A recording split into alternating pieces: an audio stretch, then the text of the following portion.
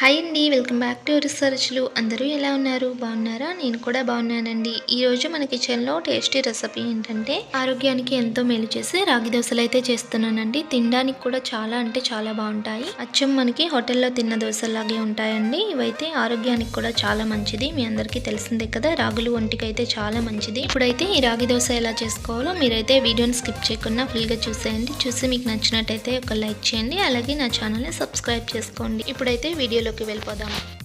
దీనికోసం ముందుగా అయితే ఒక గిన్నె తీసుకోవాలి. గిన్నెలోకి 1 కప్పు వరకు మినపప్పు, 1 కప్పు బియ్యం, అలాగే 1.5 కప్పుల రాగులు వేసుకోవాలి. ఇందులోనే 1/2 కప్పు మెంతులు కూడా వేసుకొని వీటన్నిటిని ఒక 2 సార్లు శుభ్రంగా కడుక్కోవాలి.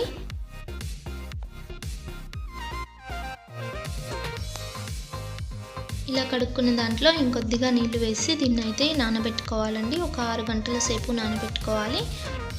6 గంటల తర్వాత ఒక గిన్నె తీసుకొని ఇందులోనే ఒక అరకప్పు వరకు అటుకులు వేసుకొని ఒక 2 సార్లు శుభ్రంగా కడుక్కోవాలి. కడుక్కొని ఇందులో కూడా కొద్దిగా నీళ్లు వేసి ఒక 10 నిమిషాలు దీన్ని నానబెట్టుకుంటే సరిపోతుందండి. అటుకులు తొందరగా నానిపోతాయి. ఒక 10 నిమిషాల తర్వాత చూడండి, ఇక్కడైతే పప్పు కూడా బాగా నానిపోయింది కదా. ఇప్పుడు పప్పునైతే మిక్సీ పట్టుకుందామండి. అటుకులు కూడా చక్కగా నానిపోయాయి. చూడండి, అటుకులు అయితే తొందరగా నానిపోతాయి కదండి, చక్కగా నానిపోయాయి. ఇప్పుడు వీటన్నిటిని మిక్సీ పట్టుకుందాం.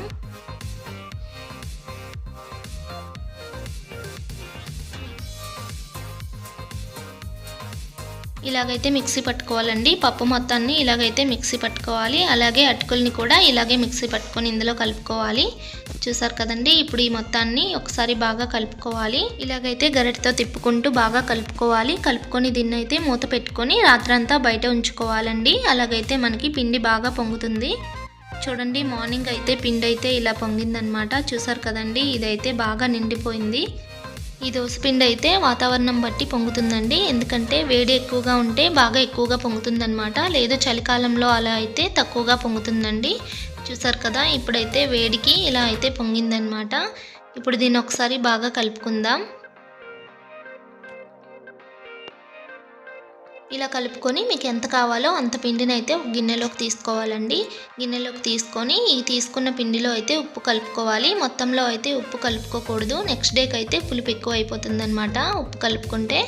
నేనైతే ఒక గిన్నెలోకి ఇలా తీసుకొని ఇందులో అయితే ఉప్పు కలుపుకున్నానండి. మిగతాదైతే ఫ్రిడ్జ్లో పెట్టుకొని స్టోర్ చేసుకోవచ్చు. ఇదైతే 3 or 4 days వరకు మనకి స్టోర్ ఉంటుందండి. ఇప్పుడైతే ఈ పిండిని దోశల్లో అయితే వేసుకుందామండి. దోశ వేసుకోవడానికి స్టవ్ వెలిగించి దోశ పెనం పెట్టుకొని దోశ పెనం బాగా వేడెక్కిన తర్వాత కొద్దిగా ఆయిల్ అయితే వేసుకోవాలి. ఆయిల్ వేసుకొని దీని మీదే కొద్దిగా నీళ్లు చల్లుకోవాలి. నీళ్లు చల్లుకొని ఇప్పుడైతే దోశలను అయితే వేసుకుందామండి.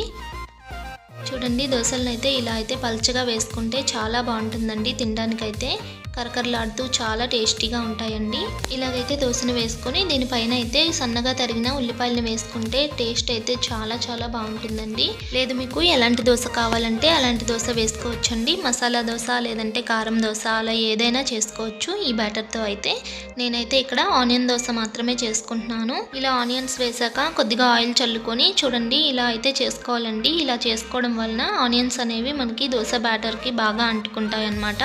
ఇదైతే ఒకవైపే కాల్చుకోవాలండి. అలా అయితే టేస్ట్ చాలా బాగుంటుంది. ఇలా ఒకవైపు ఎర్రగా అయిన తర్వాత దోశ అయితే రెడీ అయిపోయినట్టేనండి. చూడండి, ఇప్పుడైతే దోశని ఇలాగైతే మడత పెట్టుకొని తీసుకుందాం. చూడండి, దోశ అయితే చాలా చక్కగా అయిందండి. ఎర్రగా కరకరలాడుతూ ఇదైతే వచ్చింది. చాలా రోస్ట్గా వచ్చిందనమాట. ఇలాగే దోశలన్నిటినీ వేసుకోవాలి. ఈ విధంగా దోశలన్నీ చేసుకొని ఒక ప్లేట్లోకి అయితే వేసుకుందాం.